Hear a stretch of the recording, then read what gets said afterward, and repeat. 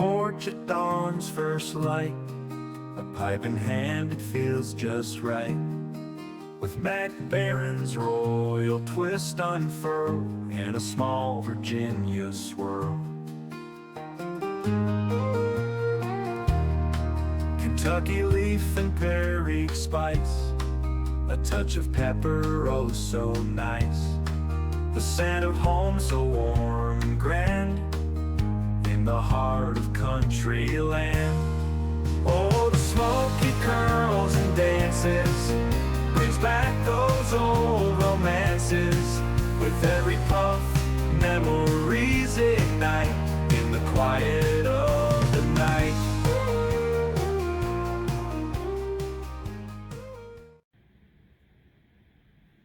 Hallo meine lieben Pfeifenfreunde und herzlich willkommen zu einem neuen aktuellen Video. Wie ihr seht, ich sitze draußen auf der Loggia in der prallen Sonne, die scheint mir genau ins Gesicht. Es ist noch relativ früh am Morgen, ich habe jetzt gar nicht auf die Uhr geguckt, es dürfte ungefähr 9:30 sein. Wir haben den 7. August und ich möchte euch heute unbedingt einen neuen Tabak vorstellen. Diese Tabak gibt es noch nicht zu kaufen, den wird es jedoch ab dem 1. Oktober öffentlich im Handel geben und es ist eine limitierte Serie. Vorstellen möchte ich euch heute diesen Tabak hier. Beneath the stars and velvet skies, the royal twist like lullabies. Vinegar tang and pepper kiss, a simple joy I never miss. From autumn's breeze to winter's chill, pipe smoke rising, memories fill of days gone by. Genau, hier ist der Tabak nochmal. Es ist von Mac Baren, der Tabak Royal Twist, ein Roll Cake. Ja, den Tabak habe ich zugeschickt bekommen vor einiger Zeit. Fand ich sehr nett, die Geste, fand ich toll. Die Dose selbst ist schon, zumindest hier im oberen Teil, oberhalb der Warnung, die braucht ja kein Mensch, ist das Ganze doch schon fast so ein bisschen ja, klassisch gehalten, wie die alten Dosen früher ausgesehen hatten. Zumindest erinnert mich das so ein bisschen an die Dosen aus den 90er Jahren. Ist halt nur schade, dass halt die blöden Warnaufkleber da sind. Und wenn wir jetzt auf der Dose genau hingucken, steht halt hier drauf Royal Twist Handcrafted Limited Edition. Hier könnt ihr es ganz gut sehen. Und von der Limited Edition habe ich die Nummer 27 von 3000. Was die Dose halt auch noch besonders macht, das ist die Rückseite. Hier haben die Mitarbeiter von Mac Baren unterschrieben. Also gerade für Sammler dürfte diese Dose hier mit großer Sicherheit von nicht gerade geringem Interesse sein. So, jetzt aber genug über die Dose, kommen wir zum Tabak selbst. Und damit ihr euch einen besseren Eindruck davon verschaffen könnt, hier erst einmal kurz die Eindrücke, wie der Tabak ausschaut. That soft nostalgic hue. Oh, the smoky curls and dances brings back those old romances. With every puff, memories ignite in the quiet of the night.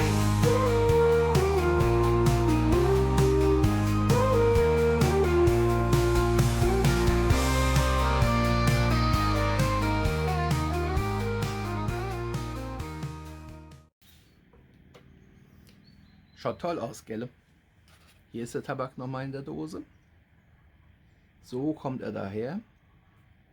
In gewöhnter Weise halt eben hier mit Papier umhüllt. Dann weiße Hülle oben drum, ohne irgendwelche besonderen Markierungen, kein Aufdruck, kein gar nichts. Ich habe inzwischen ungefähr 20 Gramm geraucht. Und ich muss sagen, der Tabak, der hat was. Ich weiß natürlich noch nicht genau, woraus er tatsächlich besteht. Geben wird es den Tabak hier erst ab Oktober. Aber so sehen halt die kleinen Scheibchen aus, diese Rollcakes, die aufgeschnittenen. Vom Prinzip her und von der Größe her wirkt es fast wie eine Zigarre, die man hingelegt und in Scheiben geschnitten hat. Jetzt ist Zigarre ja so gar nicht mein Ding und ich kann euch auch beruhigen, das hier ist keine Zigarre. Wenn wir die Nase nämlich an den Tabak dran halten, riechen wir auf jeden Fall Virginia.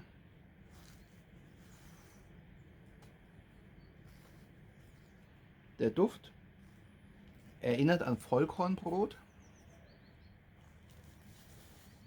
Nichts Fruchtiges, also Dörrobst, was ich sonst oft bei Virginias rieche, habe ich jetzt hier definitiv nicht, aber eindeutig Vollkornbrot.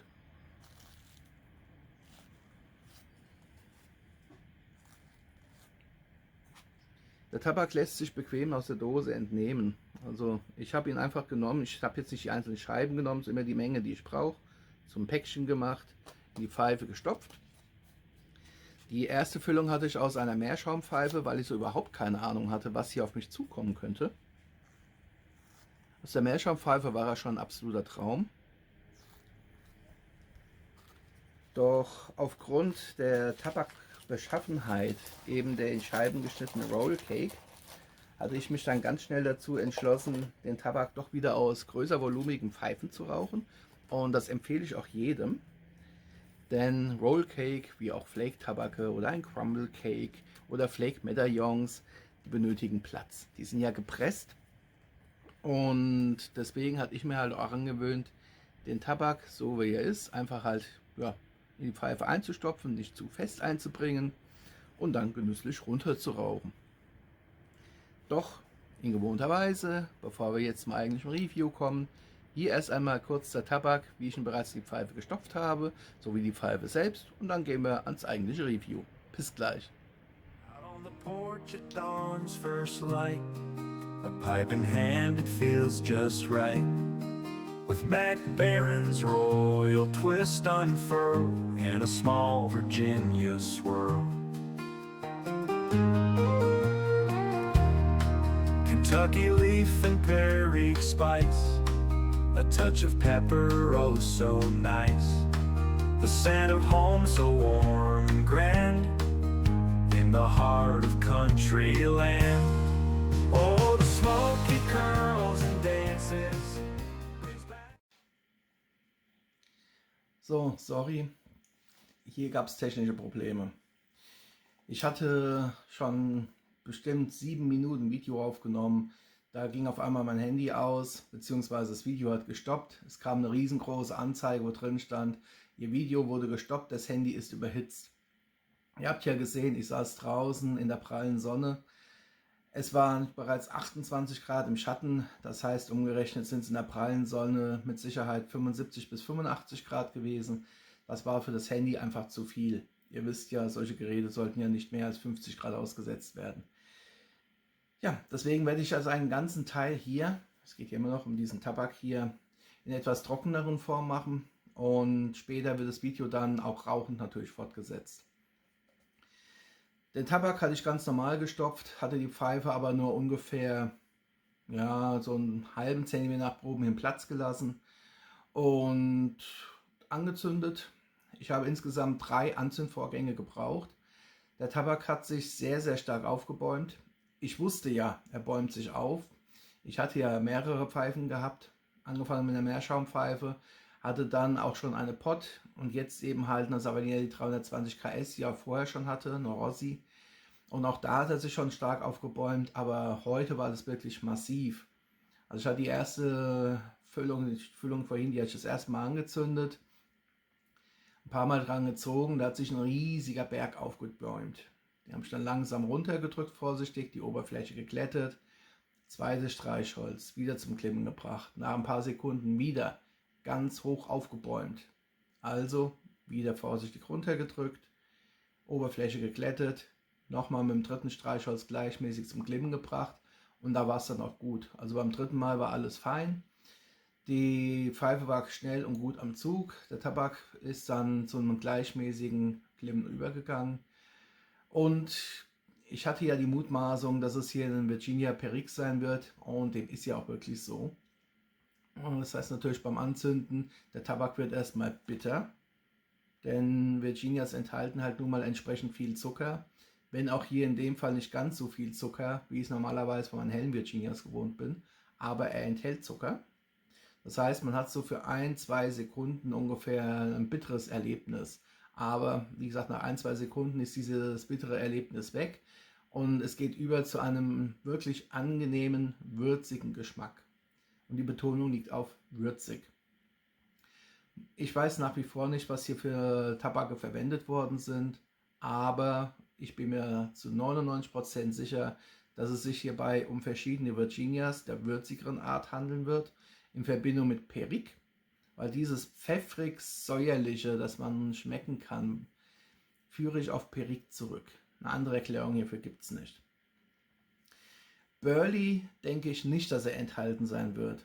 Burley ist ja bekannt für so schokoladig-nussige Töne oder auch so nussig, erdig, zigarrige Töne. Die habe ich hier in diesem Tabak nicht. Sondern es sind würzige Töne, pfeffrig-säuerliche, wie gesagt Virginia Perique. Aber irgendetwas ist hier drin, was noch ein bisschen treibt, was die Stärke vom Nikotin angeht. Der Tabak hier hat eine gewisse Power durchs Nikotin. Ich rauche sehr viel Virginias, ich rauche auch sehr viel Virginia Perique und die sind nicht so stark. Also muss ich davon ausgehen, hier muss ein Tabak drin sein, der Nikotin mitbringt. Latakia scheidet von vornherein aus. Hier ist kein Latakia drin. Ich kann ihn weder riechen noch schmecken. Für mich gibt es 2 Tabake, die eigentlich sehr prägnant sind, wenn es um Nikotin geht. Das ist einerseits Burley, den schließe ich aber aus. Kann ich nicht schmecken, definitiv nicht. Und dann bleibt noch Dark Fired Kentucky. Dark Fired Kentucky kenne ich persönlich von Petersons Irish Flake. Den hatte ich vor vielen Jahren geraucht und der hat mich im wahrsten Sinne des Wortes sprichwörtlich zumindest aus den Schuhen kippen lassen. Denn als ich den geraucht hatte, hatte ich das Gefühl, ich schwebe auf Wolken. Ich bin ja kein Zigarettenraucher gewesen, nie. Na gut, 3 Schachteln Zigaretten im ganzen Leben. Aber ich habe mich gefühlt wie auf Wolken, also als würde ich hier gleich unter die Decke schweben. Und das scheint am Dark Fired Kentucky gelegen zu haben. Deswegen bin ich diesem Tabak eigentlich immer aus dem Weg gegangen. Und mein Verdacht ist, hier ist entweder Kentucky drin oder sogar Dark Fired Kentucky, was das Ganze ja nochmal so ein bisschen anfeuert. Aber trotz allem, der Irish Flake ist viel stärker vom Nikotin als hier der Royal Twist von Mac Baren. Also ich gehe davon aus, wenn Kentucky oder Dark Fired Kentucky verwendet worden sein sollte, dann in einer homöopathischen Dosis und nicht so übertrieben. Das Angenehme bei dem Tabak ist, er glimmt freudig runter, er bedarf aber einer gewissen Aufmerksamkeit, da er, wenn er zu heiß wird, deutlich an Kraft zunimmt und an Würze zunimmt. Und wenn man natürlich zu heiß raucht, kippt wieder das Aroma und es wird bitter. Also von daher bezeichne ich den Royal Twist auf gar keinen Fall als einen All-Day-Smoke. Das ist also kein Tabak, den ich nebenbei rauchen kann, so nach dem Motto, gib ihm Saures, sondern das ist halt wirklich ein Tabak, auf den muss man sich einlassen, auf den sollte man sich konzentrieren, zurücklehnen und einfach die Aromen genießen. Ich liebe ja hauptsächlich süßliche Tabake. Das ist bei dem hier definitiv ja nicht der Fall. Gut, ab und an rauche ich halt eben auch Tabake, die würziger sind. Ich mag ja auch den Dark Moon von DTM Dawn Tobacco. Das ist ja auch ein naturnaher Tabak, bestehend aus Virginia und Burley. Hier haben wir einen naturnahen Burschen, bestehend meiner Meinung nach aus Virginia und Perique und einem weiteren Tabak. Da, wie gesagt, mutmaße ich, es könnte Kentucky oder Dark Fired Kentucky sein. Es könnte unter Umständen aber auch ein Maryland sein, das ich halt eben nicht weiß, weil Maryland findet ja manchmal auch Einzug in Tabakmischungen. Ich habe aber Maryland noch nie pur geraucht, da muss ich also passen, da weiß ich nicht, wie dessen Charakteristika sind, wenn man ihn raucht. Ja, ein angenehmer Tabak, er raucht sich bequem durch. So das letzte Viertel ungefähr wird es dann wieder ein bisschen würziger, ein bisschen kräftiger. Und ich bilde mir auch ein, dann schmeckt es auch irgendwann so leicht aschig. Bitter wird er nicht, aber er hält halt eben, wie gesagt, 3/4 der Füllung das Aroma durch. Schmeckt sehr angenehm. Wie gesagt, gegen Ende hin nimmt er noch ein bisschen am Fad zu. Und von daher, ich empfehle den Tabak sehr gern weiter. Also das ist ein richtig guter Tabak, gutes Kraut. Und nochmal herzlichen Dank an Mac Baren hier für dieses kleine Paket, das ich gekriegt habe. Und die anderen Tabake, ich habe insgesamt 3 Tabake geschickt bekommen, welche jetzt bei Gelegenheit dann noch rauchen. Den einen Tabak rauche ich jetzt schon seit einiger Zeit, da wird es dann das nächste Review zu geben. Und dann gibt es noch einen dritten, das ist eine Überraschung, da bin ich am meisten drauf gespannt. Tja, dann würde ich sagen, jetzt mache ich jetzt hier einen kleinen Cut und es geht mit dem eigentlichen Video, das ich ursprünglich aufgenommen hatte, weiter. Sorry, das war gerade eben eine Unterbrechung durch die Technik. Es ist 9:55 Uhr, wir haben bereits 28 Grad im Schatten. Ich sitze hier in der prallen Sonne, das heißt, hier knallen mit Sicherheit 75 bis 85 Grad auf das schwarze Handy. Das Handy ist überhitzt, dadurch hat sich die Kamera automatisch abgeschaltet. Ich werde mich jetzt also kurz fassen müssen. Ja, ich stopfe häufig nach, aber nicht, weil ich den Zug regulieren müsste. Das hat damit überhaupt nichts zu tun. Der Hintergrund ist ein ganz anderer. Und zwar, das werde ich euch jetzt gleich nochmal zeigen, weil ich stopfe ja gerade wieder nach. Gucken, hier könnt ihr es ganz gut sehen. Der Tabak verbrennt gleichmäßig, verhältnismäßig langsam und hinterlässt eine sehr, sehr helle und vor allem sehr feine Asche. Und es ist ein leichter Luftzug hier draußen. Ich möchte einfach verhindern, dass die Asche hier wild in der Gegend rumfliegt. Hier in der prallen Sonne hat es halt Vor- und Nachteile. Ich habe jetzt auch das Stativ ein bisschen niedriger eingestellt, dass eben durch meine dahinter befindlichen Kakteen so ein bisschen die Kamera schattiert wird. Ob es was bringt, weiß ich nicht. Es gibt aber auch nicht mal allzu viel zu sagen. Virginia Perique, definitiv. Meiner Meinung nach könnte ein Kentucky mitwirken oder ein Dark Fired Kentucky, da bin ich mir nicht ganz schlüssig, der halt einfach diesen Nikotinschub mit sich bringt, da ich Burley grundsätzlich ausschließe. Ein sehr angenehmer Tabak, der würzigeren Fraktion. Diese wirklich subtile Süße in Verbindung mit diesem leicht säuerlich-pfeffrigen Aroma, das ich auf den Perique zurückführe, ergibt eine Mischung, die mir sehr, sehr gut gefällt. Ich mag auch gelegentlich mal richtig kräftige Würzungen oder würzige Tabake, zum Beispiel der Dark Moon, auch von DTM Dawn Tobacco, was ja ein reiner Virginia Burley ist. Auch würzige Virginias mit würzigerem Burley, wo eben auch kaum Süße bis gar keine Süße zu verspüren ist. Hier habe ich eine leichte Süße, hier habe ich eine leicht säuerlich-pfeffrige Note und dieses Zusammenspiel ist äußerst angenehm. Für Liebhaber von naturnahen Tabaken ist hier der Roll Cake, der Mac Baren Royal Twist, definitiv eine Empfehlung von meiner Seite, weil wir haben ganz wenig süßliche Virginias, wir haben auf jeden Fall kräftig würzige Virginias, meiner Meinung nach Perique mit drin und vermutlich Kentucky oder Dark Fired Kentucky. Den werde ich nach wie vor nicht sonderlich mögen. Hier in der Mischung jedoch, in diesem Roll Cake, finde ich ihn sehr passend und sehr angenehm. Auf die Raumnote werde ich jetzt natürlich nicht groß eingehen. Schlicht und ergreifend, weil es ja ein naturnaher Tabak ist, der riecht halt nach Tabak. Es ist kein Aromat, wo die Raumnote jetzt wirklich groß erwähnenswert wäre. Dies ist vor allem auch ein Tabak, wo es sich wirklich empfiehlt, bewusst langsam und gemütlich zu rauchen. Das ist also kein Tabak, der es einem unbedingt groß verzeihen würde, wenn man ihn zu schnell und zu heiß raucht. Weil wenn der hier zu heiß wird, dann nimmt er an Würzigkeit zu und er wird unter Umständen direkt wieder bitter durch den enthaltenen Virginia. Aber gemütlich heruntergeraucht, mit kleinen Zügen, offenbart er halt eben sein Aroma. Dezent, süßlich, säuerlich, pfeffrig, mit einer ordentlichen, heuigen Virginia-Note, die so ein bisschen kräftiger schon daherkommt, würzig ist. Vermutlich, wie gesagt, Kentucky. Das Zusammenspiel ist einfach klasse. Absolut klasse. Daher werde ich den Tabak jetzt auch in aller Ruhe runterrauchen. Das Handy jetzt direkt dann erstmal in den Schatten legen, damit es wieder auskühlen kann, mir nicht kaputt geht. Weil es ist wirklich knackig warm, was jetzt hier runterkommt. Es soll ja heute nochmal richtig heiß werden. Die nächsten Tage soll es ja mindestens mal an die 10 Grad weniger werden. Und von daher koste ich das einfach gerade nochmal aus. Von daher war es das auch schon soweit von mir für heute. Zur Vorstellung von Mac Baren's. Bewusst Mac Baren's, weil wie ihr hier sehen könnt, es steht nicht einfach Mac Baren drauf, sondern wirklich Mac Baren's '(S) Royal Twist Roll Cake. Handcrafted und vor allem long majored, lange gereift. und das lange gereift, das ist halt etwas, wo man großen Wert drauf legt, wenn man Virginia oder Virginia Perique raucht. Das war schon für mich das erste Indiz, es könnte ein Virginia Tabak sein. Aussehen und Geruch, Vollkornbrot, war für mich ein weiteres Indiz, Virginia.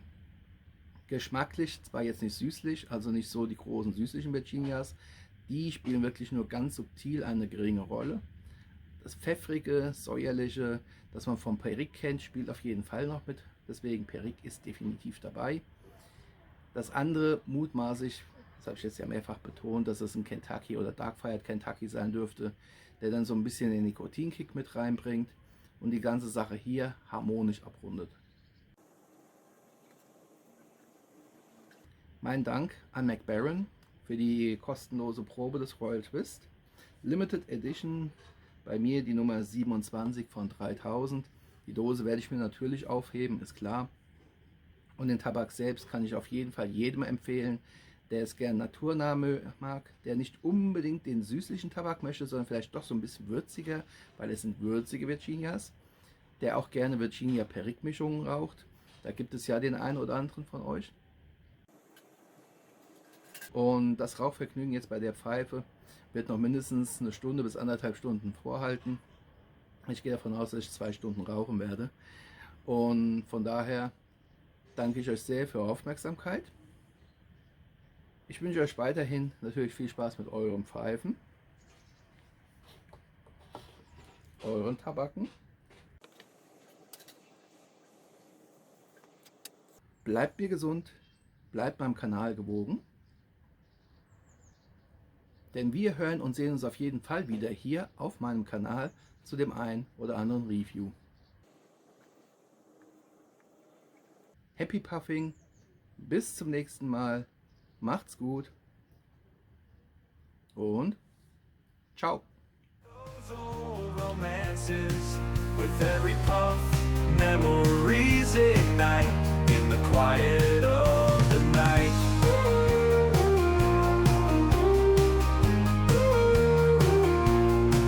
Beneath the stars and velvet skies, the royal twist like lullabies, vinegar tang and pepper kiss, a simple joy I never miss.